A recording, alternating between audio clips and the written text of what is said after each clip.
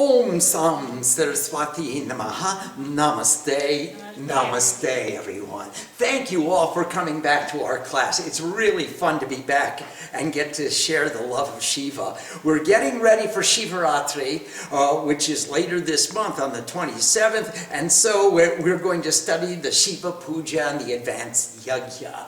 Let's start on page 1 with the introduction. There is only one God.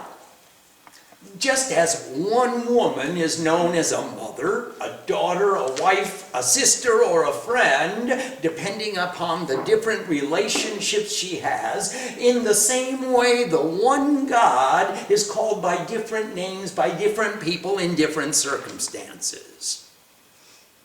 People call him variously the creator, the protector, or the destroyer, the giver of wisdom, the giver of wealth, the remover of darkness, according to the various circumstances which life presents. People even call him her, and worship the Divine Mother Goddess as the supreme divinity. In this world of duality, people are required to enumerate specific qualities and attitudes in order to communicate. Shiva is God's qualities of infinite goodness and continual transformation. Conceive in your mind the ultimate goodness. When you have your picture of perfect goodness, then it becomes infinite goodness. And then make it better still. That is the beginning of the understanding of Shiva. In this puja, we place Shiva in our hearts, place ourselves in the presence of Shiva, strive to come closer and closer to this highest goodness, the highest divine spirit. When we get to where we can't get any closer, we can't conceive any greater goodness, we can't think that we're getting there's no way I could come closer to God. When we get to when we can't get closer or do any more, that's where the puja begins. Shiva is beyond limitations. He takes us beyond the mind. His name has an excellent meaning in Sanskrit. Shakara Santi Prakash I Poda Karana Deha Bodhiti Chiristai Milan Shivarta Chittamangalam. The letter Sha is the illumination of peace. The syllable I is the causal body.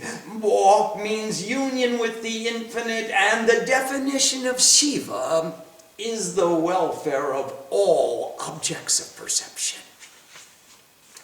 Chittamangalam, everything that can be perceived, everything that can be known in the mind and known in the heart and known through intuition, everything that can be perceived on any level of consciousness is in the highest welfare, the state of the greatest bliss, the good, the best, the goodest goodness. Shiva is also the destroyer. And every moment of time has a beginning and an existence and a transformation into something else. In reality, matter is never destroyed. It only changes form.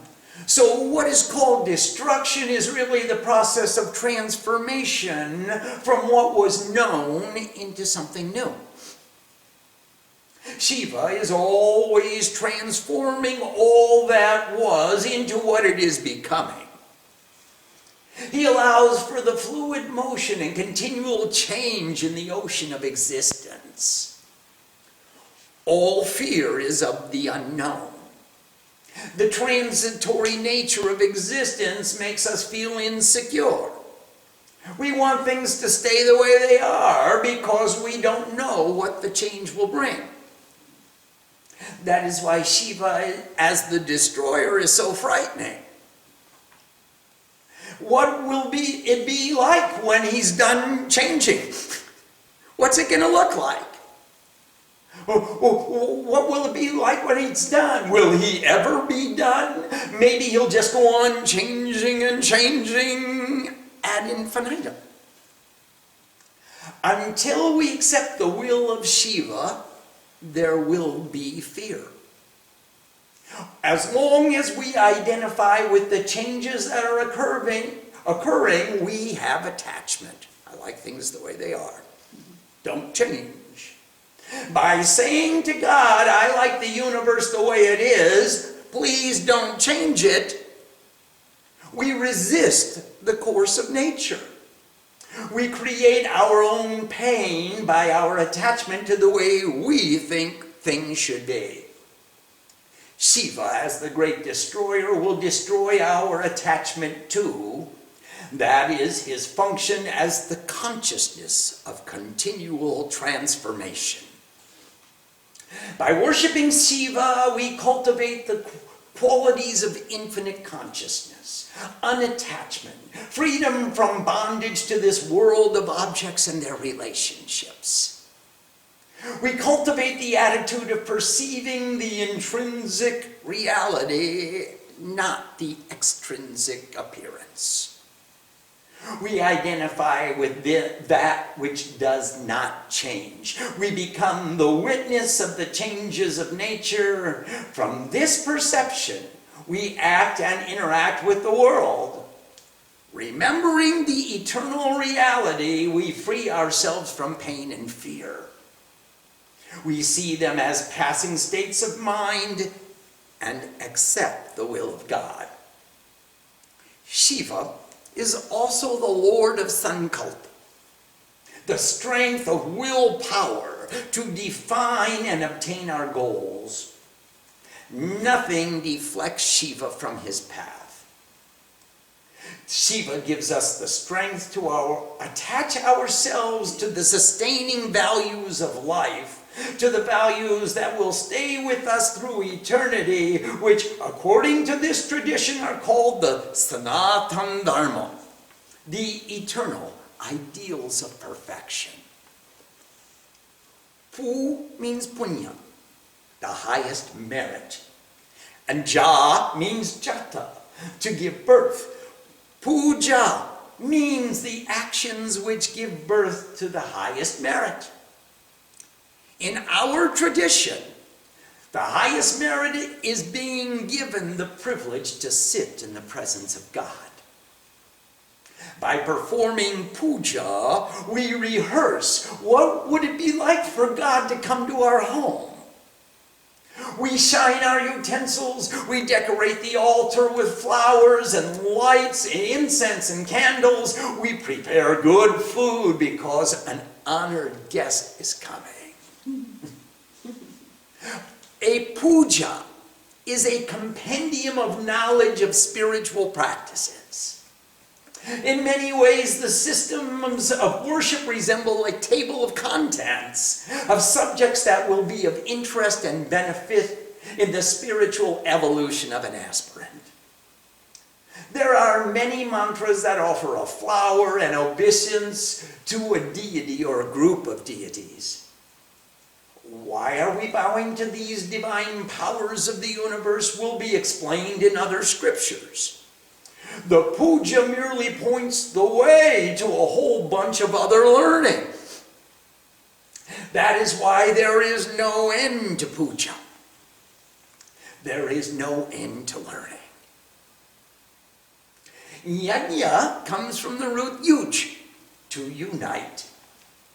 Inside the Yagya chakra, the light of meditation is burning.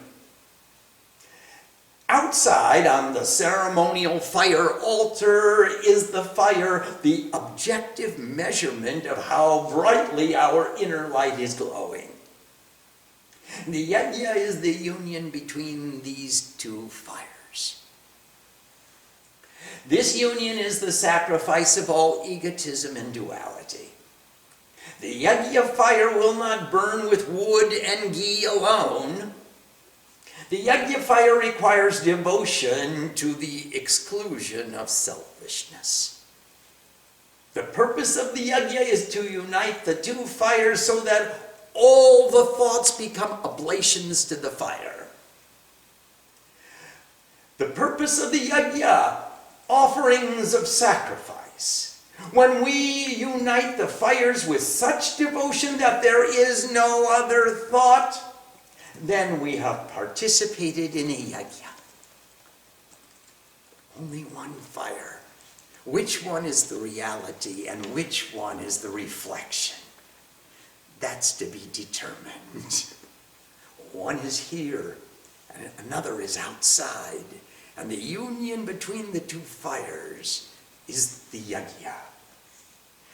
This advanced puja contains a great deal of information.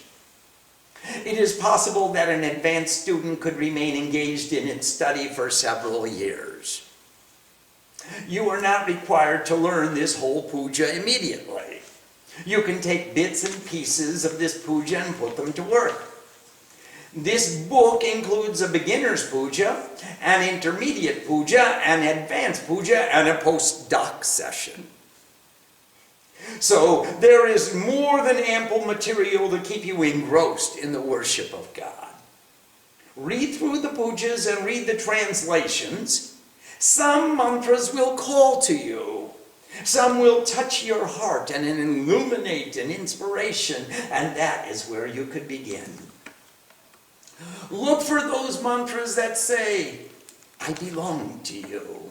I am the echo of the vibration that is in your soul. As you practice those particular sections, other parts will call to you as well. If you don't pronounce the mantras correctly, don't worry. Put yourself in the attitude of surrender to the will of God and try to come as close as possible. Cultivate the attitude of appreciation for all the bounteous gifts of God, especially for the privilege of being able to sit in the presence of God. Cultivate the attitude of gratitude. Carry it with you throughout your daily activities. Only then will worship pervade our lives. Worship does not mean the memorization of mantras, or even the proper placement of the flowers or the other objects. Worship is an attitude of respect, of dedication, of devotion to the exclusion of selfishness. And I bow to my teacher, Sri Ma, who is the greatest example that one could pray for, and I offer this work to all devotees as an expression of my appreciation for the understanding which has been entrusted to me. And that was Swami Satyananda Saraswati, 1998. Yajna. Well, let's begin our study of the puja with the study of the Sadhana Panchakam. These are 5 verses written by Shankaracharya in 700 AD, which extol and praise what it means to live a life of worship. And he says, very, very beautiful, Lori from Edmonton. Lori just sent us a beautiful checklist made from this Sadhana Panchakam. In fact, we should put it on the website, or at least on the Yahoo Club, if you would. And put it on the website and the Yahoo Club. And Lori said, am I doing this? And she broke up every verse and every phrase and made a checkbox right beside it and said, okay, let's check them off. Put this on your refrigerator door and see, does my comportment conform to my ideal? Am I leading a life of worship, of respect? So he starts off by saying, always study words of wisdom. With all of your capacity, act in accordance and perform the discipline of these words. And following the systems of worship they enumerate, do you know every word of wisdom define some system of worship, some way to demonstrate the sincerity of our respect. And following the systems of worship they enumerate, make the worship of the Supreme Lord, and don't allow your consciousness to contemplate adverse desires. There are some desires which are extremely beneficial to you. Love your guru. Love your spouse. Love God. Love life. These are really good desires. There are some desires which are extremely adverse. Love her spouse. Love someone else's. Thou shalt not covet. In the same way, we want to cultivate that wisdom which gives us the discrimination. Which desires are going to take me where I want to go, and which ones are going to pull me back and get me into more trouble than I'm already in. And believe me, it takes only a moment to make a mistake, and it takes a long time to rectify it. So don't allow your consciousness to contemplate adverse desires. Come back here, mind. Wipe all the dross of sin from your mind. Search for the faults and the pleasures of the world. Search your own soul for true knowledge, and very quickly try to renounce the attachments to your home. As much as you, Sanchar, as much as you try to save and protect and stake your claim, so much your attachment rises, so much we want the proper amount. Not too much, not too little. Just the right amount. Maintain the association of true people. Take refuge with devotion in the Supreme Divinity, and with all your capacity try to befriend the universe. Vishwamitra. He was the friend of the universe. Become a Vishwamitra, a friend of the universe, or a universal friend as you like.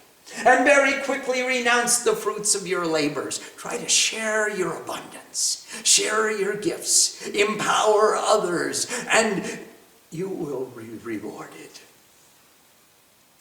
Whenever possible, seek out the company of the true and knowledgeable people, and serve the sandals of their lotus feet, and ask from them even one letter of the knowledge of Supreme Divinity, of Brahman, and listen to the great words of wisdom from the Vedas.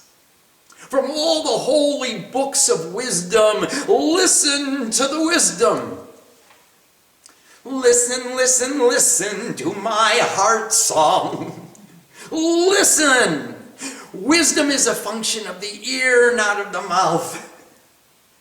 Those who listen to the great words of wisdom, they cultivate inspiration. They take that inspiration and develop discrimination, and they employ that discrimination. They stay out of trouble, and they have a nice time with life. Always contemplate the great words of wisdom.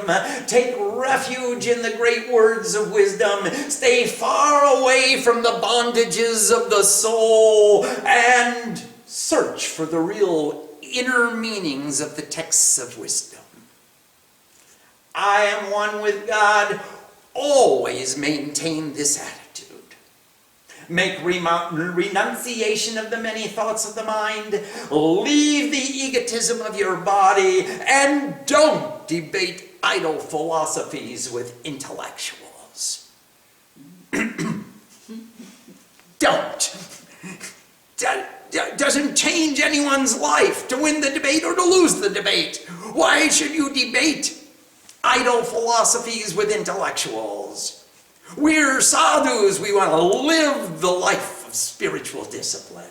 Debate with intellect love. Ah, thank you.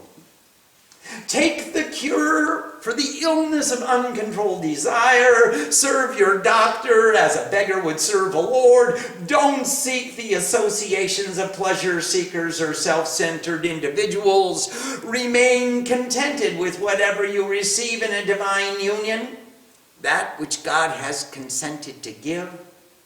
Remain the same while undergoing all the pairs of opposites like hot and cold, pleasure and pain, and don't give expression to worthless speech.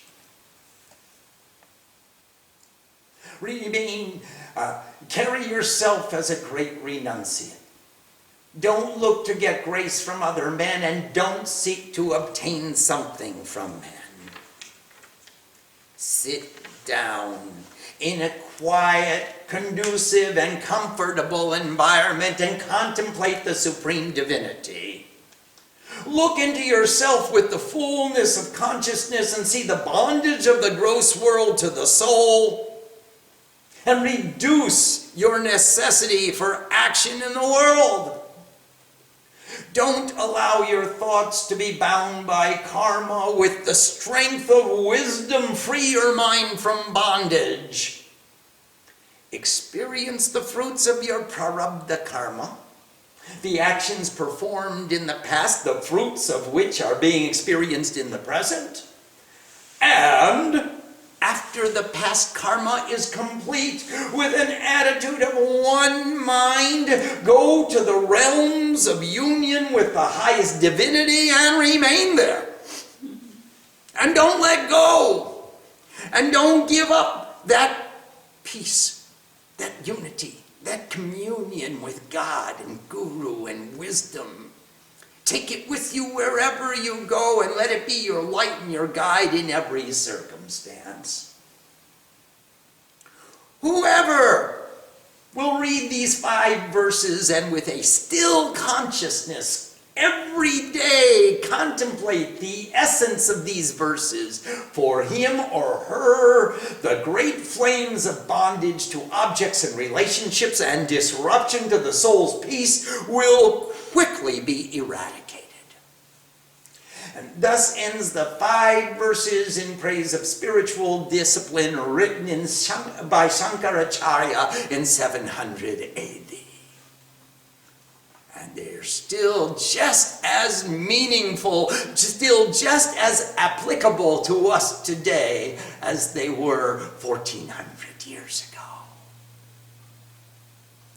Now let's begin every puja after we've decided we're going to make puja a way of life. We're going to make meditation a part of our life. We're going to make the study of wisdom as an integral part of our lives. Let's begin to bowing down to all the devas. And remember, dev comes from the root deep, which means illumination or shine. And the devas are the shining ones. We call them gods, but they're really more than gods. They're more than symbols. They're focus of light. They are different expressions of illumination.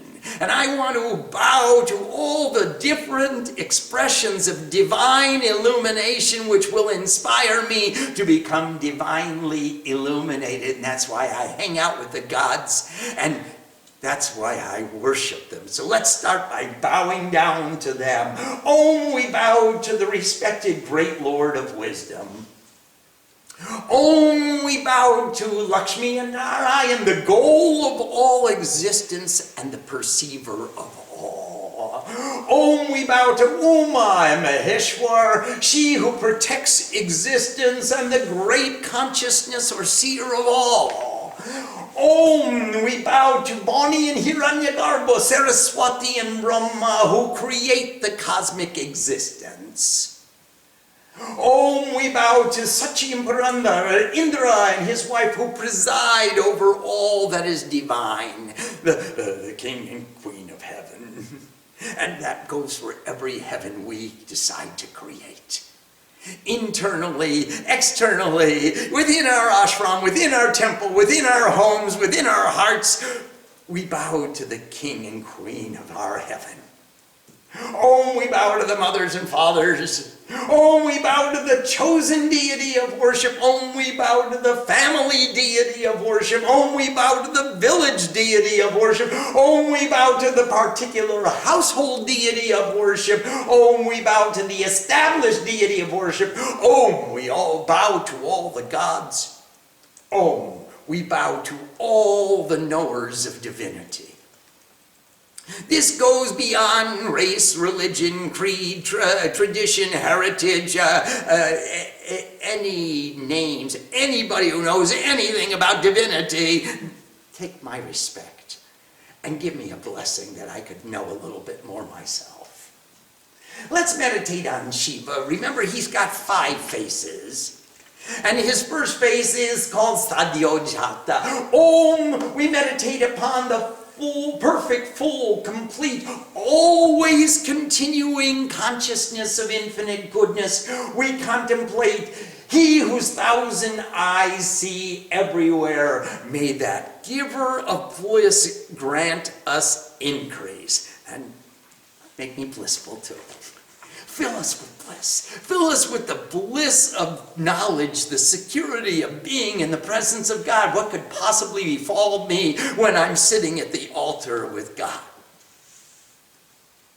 Oh, I extol the birth of truth as pure existence. Sadyojata, who constantly gives birth, jata, to sat, sadyojataya.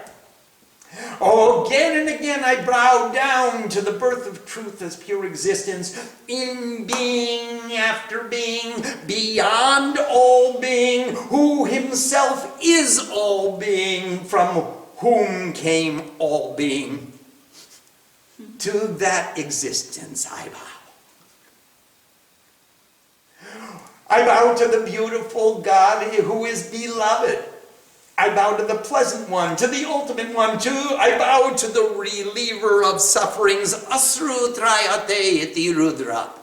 He takes away the tears, he takes away all the sufferings. I bow to time, I bow to the cause of the illumination of darkness. Remember, darkness went to God and said, why is the sun always chasing me around the earth? I never get a chance to sit down and rest. And God said, I don't know. And let me ask the sun. And so he called the sun, and darkness ran away. The sun came, and God said, sun, why are you always chasing darkness around the earth? And the sun said, God, I've never seen darkness. Please, you bring him here and show him to me, and I promise not to chase him away. The illumination of darkness, I bow to the source of strength. I bow to the progenitor of strength. I bow to the fashioner of all the elements. I bow to the mind of all minds. I bow to he who is free from fear, who instills the fear of evil, who saves the righteous from fear, who is within all, the all of everything. May we give our respect to he who is the form of the reliever of sufferings. Om, we meditate upon that universal consciousness, contemplate the great God. May that reliever of sufferings grant increase. The seer of all, who is all knowledge, the Lord of the universe, who is all existence, before the creative consciousness, before the knowers of consciousness, existing in eternal delight as the consciousness of infinite goodness. And now offer you our lights. Om, the divine fire is the light, and the light is the light. In the divine fire I am one with God. The light of wisdom is the light, and the light is in the light of wisdom. I am one with God. The divine fire is the offering, and the light is the offering. I am one with God. The light of wisdom is the offering, and the light is the light of wisdom. I am one with God. Om, the divine fire is the light of wisdom is the light of devotion is the light as well. The light of the highest bliss, O God, is in the light which we offer, the light which we request you to accept. With the offering of light, Om, I bow to the consciousness of infinite goodness. That is, there's only light. There's illumination in the fire. There's illumination in the light. There's illumination in the wisdom. There's illumination in the devotion. And that's what I'm offering to God with this light. I'm offering my wisdom, my devotion, my discrimination, my understanding, my illumination, I'm offering my best. Please, be pleased to accept. Om, spirit of the forest, from you is produced the most excellent of scents, the scent most pleasing to all the gods. That scent we request you to accept. With this offering of fragrant scent embodied in a stick of incense. Om, I bow to the consciousness of infinite goodness. And now the Aritrikam burning camphor, all-knowing as the moon, the sun, and the divine fire, you alone are all light. And this light we request you to accept. With the offering of light, Om, I bow to the consciousness of infinite goodness. Om, earth is a reservoir of nectar. All vegetation is a reservoir of nectar. The divine atmosphere is a reservoir of nectar, and also above. May all perception shine forth with the sweet taste of nectar for us. Om, the divine fire, the light of purity is the shining God. The wind is the shining God. The sun, the light of wisdom, is the shining God. The moon, the Lord of devotion, is the shining God. The protectors of the wealth are the shining gods. The reliever of sufferings are the shining gods. The sons of the light are the shining gods. The universal shining gods are the shining gods. The guru of the gods is the shining God. The ruler of the gods is the shining God. The Lord of waters is the shining God. Om, the infinite beyond conception, the gross body, the subtle body, and the causal body. We meditate upon that light of wisdom, which is the supreme wealth of the gods. May it grant to us increase in our meditations.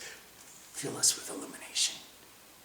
May that light of wisdom continually grow and increase as we meditate.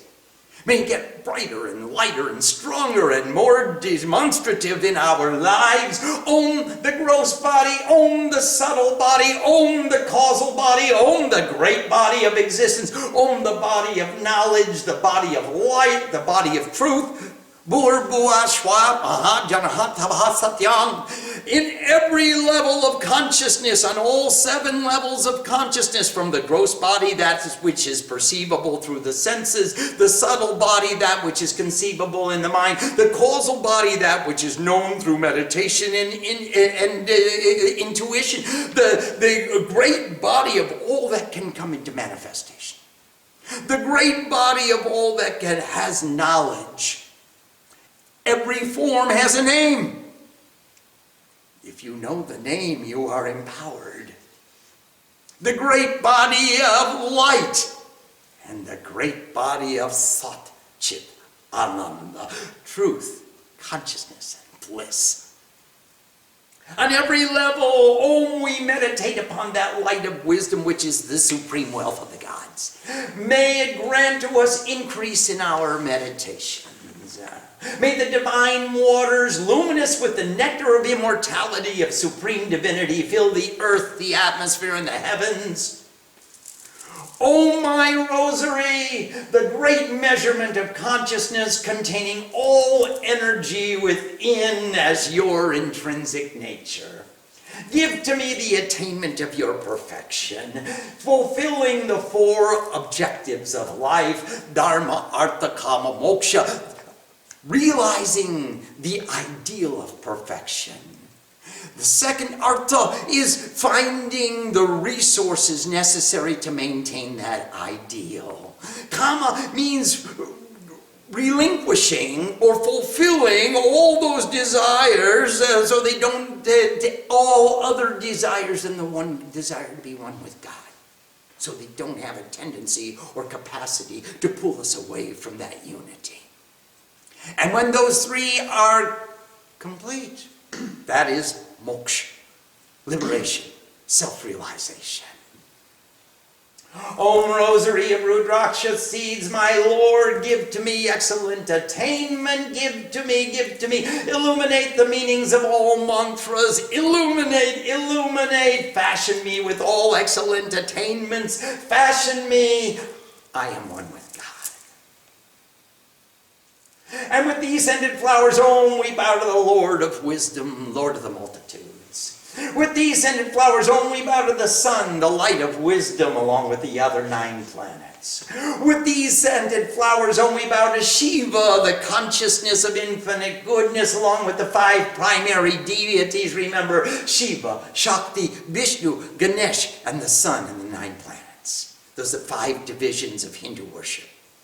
With these scented flowers, Om, we bow to Indra, the rule of the pure, along with the 10 protectors of the 10 directions. With these scented flowers, Om, we bow to Vishnu, the fish, along with the 10 incarnations he assumed. With these scented flowers, Om, we bow to the Lord of all created beings. With these scented flowers, Om, we bow to the perfect perception of consciousness. With these scented flowers, we bow to all the gods. With these scented flowers, we bow to all the goddesses. With these scented flowers, Om, we bow to the Guru. With these scented flowers, we bow to all the knowers of wisdom. Om. Sang Saraswati Namaha. Let's pause here and see if there are any questions.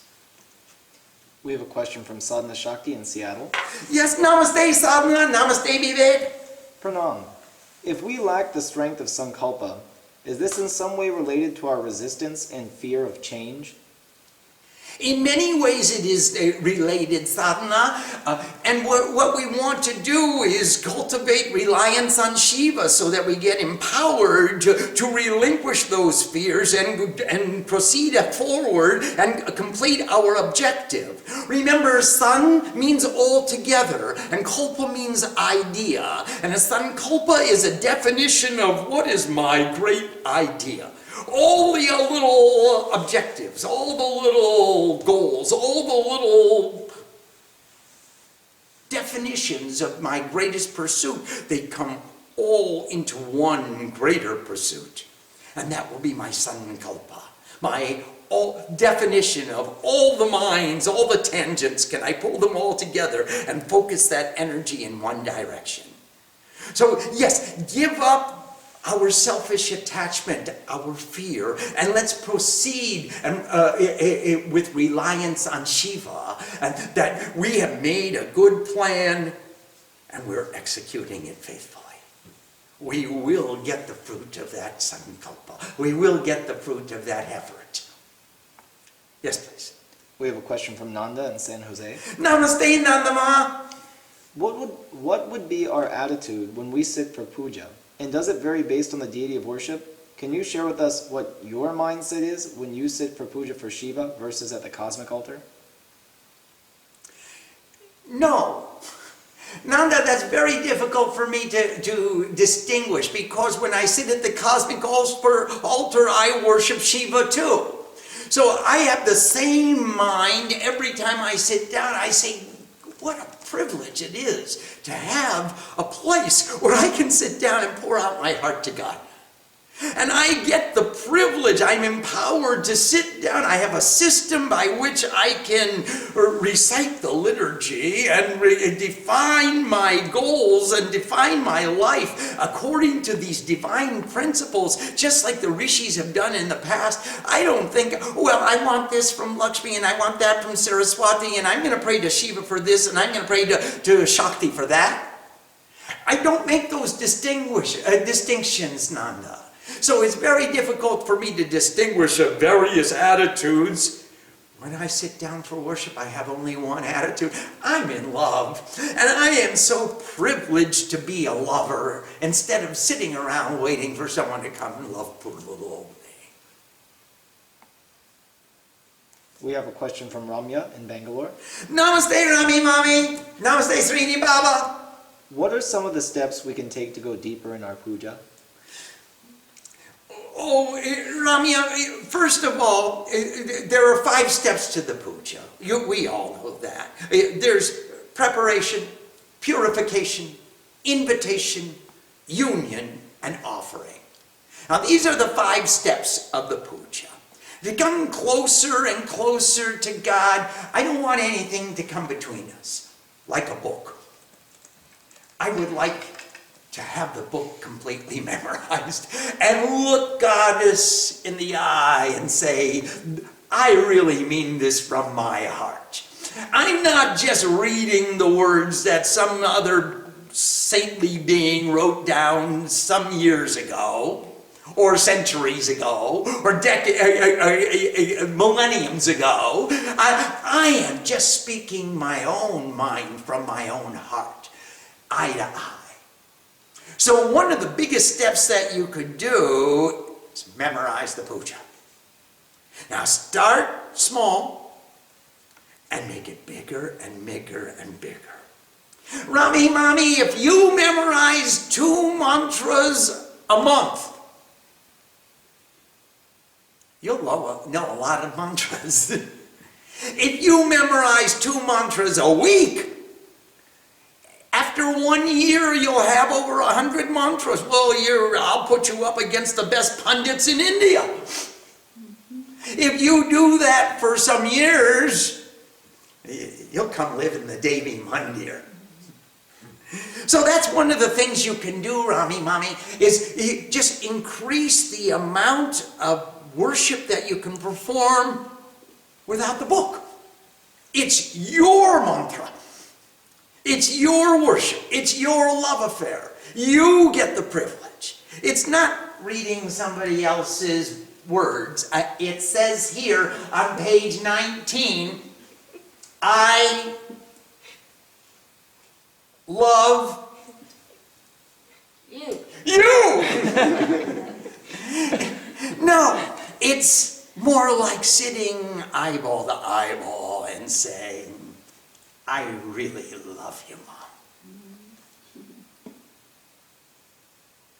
We have a question from Ryan in San Jose. Namaste, Ryan. In a group puja, is it better to take an externally active role, to be the one chanting, ringing the bell, etc., or to be more internally active and just focus all of your attention and emotion on the meaning and the bhava of the mantras? Is the primary goal of the puja to make an offering to God or to develop greater love for God? Well, Ryan, every puja is different. If you're presiding over puja as the head priest of your satsang, then your duty is to bring an inspired congregation closer to God. So you're going to create that inspiration and go out and arrest all the wandering minds in the room and bring them in, and so everybody has one focus. So as the pujari for a congregation in a group puja, your objective will be, and the measure of your success will be, how close did your congregation come to God? But in your daily puja, where you get to sit by yourself and don't look back, then your focus, your objective is just on the communion with that spirit. How deeply can you go? How deeply can you intuit the bhavana of this puja, the attitude of this puja? What I'm saying to you, is it real? Is it coming from my heart? And do I know what I'm saying? Or am I just reading sounds that are on a page printed in a book? Or am I actually communicating meanings to someone I highly respect? I'm certainly not going to try to fool you. I mean, you know if I'm saying something. I do too. Am I saying something? Or am I just making sounds and trying to appear as though I'm saying something? That attitude that understanding, that study, that efficiency makes us sadhu. Sadhu means efficient. And as you become more and more efficient at offering your worship, you come deeper and deeper into the puja. You give birth to the merit, the privilege of sitting in the presence of God. And that's the meaning of the puja. That's the meaning of being a sadhu. And that's why it's such a privilege. Because you become so efficient at what you do. You do it once, it's done. You don't have to go back and do it again and again and again. Yes, please. We have a question from Divya in Gorgan. Yes, namaste, Divya. Kaiso. How do we control our emotions when we work to discipline ourselves and make upasana the cornerstone of our lives? They range from deep devotion to absolute unwillingness to sit down.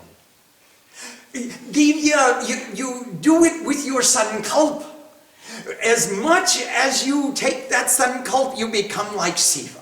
You control your destiny. You define. I have defined my sankalpa is to do the puja regularly at this time, at this place, in this way. And your sankalpa will take your wandering mind and your fickle nature, and it'll say, hey, I have no time for fickleness. I have no time for wandering mind. Divya, you'll have the opportunity to come closer and closer until puja becomes the reality of your life, and all the rest is a sort of noise that empowers you to do the puja. And she will become a vidya. And puja will become vidya. Vidya. Uh-huh. Her name is Vidya. Puja is vidya. Namaste. We have a question from Srini in Bangalore. Namaste, Srini Baba. How can we increase our devotion to Lord Shiva as the Lord of Time, Mahakal? Every moment has a beginning, a middle, and an end. And the end of this moment is the beginning of the next moment. And just as I'm recognizing this flow of time and this transformation of energy upon time, upon the graph of time, chronologically, I see Shiva is there as time. He is the ultimate time. Before there was time, this present time, and the time when there won't be any time anymore. He is Mahakal. If I see Shiva as the great time, I see him as the screen in a movie theater. Once you enter the theater and you look at the screen, Srini Baba, you see that there's this white screen or a silver screen, and it's reflecting any image that you put on the screen. Well, once the lights dim and the movie comes on the screen, you forget all about the screen. And you watch the moving images. You watch the drama reflected upon the screen. Shiva as Mahakal, as the great time, is the screen upon which the entire drama of life is unfolding. Do we want to get completely enamored of the movie?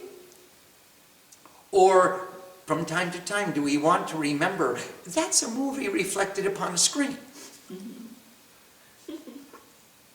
And if we remember that's a movie reflected upon the screen, we remember Shiva, who is the screen. He is the great reflector of all the reflections. Now there's a reality as the substratum, as the basis for all that we are witnessing. So Srini, this is, if we can remember Shiva as the consciousness of infinite goodness. Infinite goodness is all time. It is all-pervasive, all-pervading. It is omniscient. It has all the ontological qualities which Aristotle defined. And if you can remember the great time, then you cease to be attached to the present circumstances that are confronting us in life.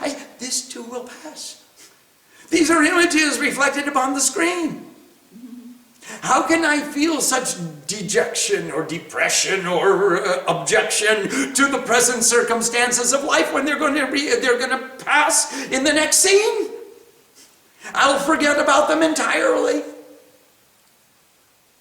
So, as the great time, Shiva is going to even out all of our peaks and valleys. He's going to make us consistent. And he'll imbue us with those consistent qualities, that consciousness which makes us steadfast. Like Divya, full of sankalpa. We have a question from Julia. Namaste, Julia. Julia's in San Diego. Yeah. Namaste. In the book Sahib Sadhu, one devotee named Lakshman tells us that you meditated in the Himalayas where Shankaracharya gave his teaching.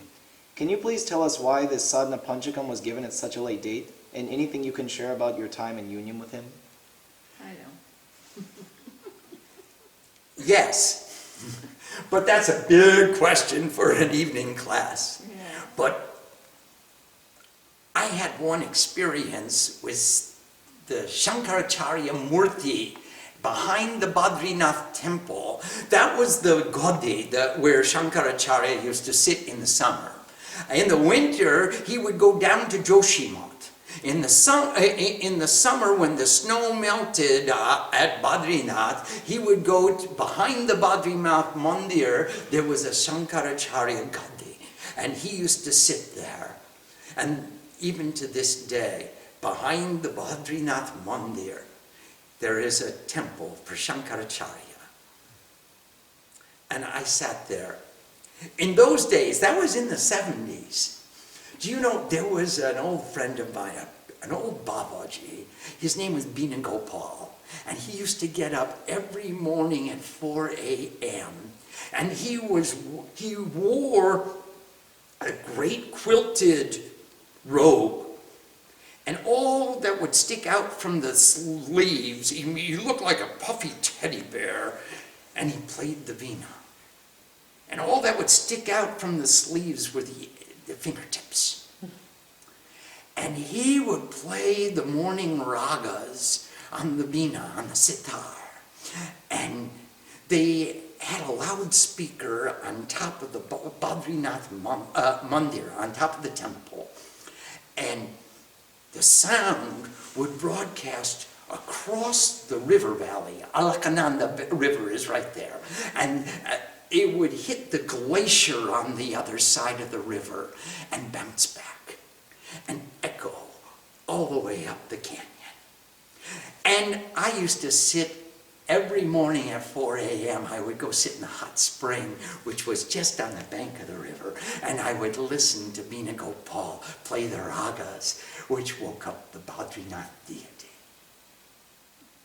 Well, it was really beautiful. It was really stirring to the soul. I mean, just like listening to Srima sing classical ragas, listening to Bina Gopal at 4 o'clock in the morning, echoing up the canyon, sitting in the hot spring. And then after he would complete his recital, I would go to the temple of Shankaracharya. And I would sit there and do either the puja or the chandipat, or just go deep into meditation. And one day, Shankaracharya said, Swami, he used to call me Swami those days. He said, Swami, you can't stay here forever. Nobody gets to stay on top of the mountain. Either you don't find what you're looking for and you get hungry and tired and cold and you need more supplies and resources and you got to go down and get some more. Or you do find what you're looking for and you've got to go down and share it. And Julia, that's sort of what happened to me. After after some time, Shankaracharya came in my meditation and in my heart, and he said, it's time for you to share.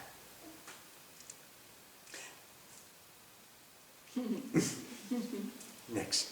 We have a question from Swarupananda. Namaste, Swarup. Namaste. The Sadhana Panchakam mentions bondages of the soul. Is it possible for the soul to really be bound in any way? Yes. Yes, it is. Even if you look at the sun and that's hidden by the cloud, all you see is the cloud. The sun is really free, but all I see is the cloud. And the same way I've got these 6 ripus, Kam, Krodh, Lobh, Moh, Moda, Matsarja, these 6 limitations which bind my soul in the Ratri Shukta, they call them thieves. Anger, greed, passion, misdirected passion, uncontrollable desire, jealousy, and ignorance, or the ignorance of egotistical attachment. These 6 thieves bind my soul. Now, in reality, the soul is never bound, but to me, I got stuff to deal with. If I am under the spell of anger, I could even pop the nurse one right in the kisser. I just forget about what's right, what's wrong. I'll haul off and pop her one. Even though I have wisdom, the cloud comes and covers my wisdom. And in this way, I'm bound. So the objective is to free ourselves from all bonds of the soul, especially the 6 limitations which keep us servants of the ego. We have a question from Koshiki in Kitchener, Canada. Oh, namaste, Koshiki-ma. Once we have the bhav, how do we share it with others? How can we start working with others to bring them along with you? All you need is love. Koshiki, you can't hide your light. It's going to escape. It's going to run away from you. It's not going to say, you try to put it under a basket. It won't work. You've got the light. You've got the love. It's going to be shared whether you want to or not.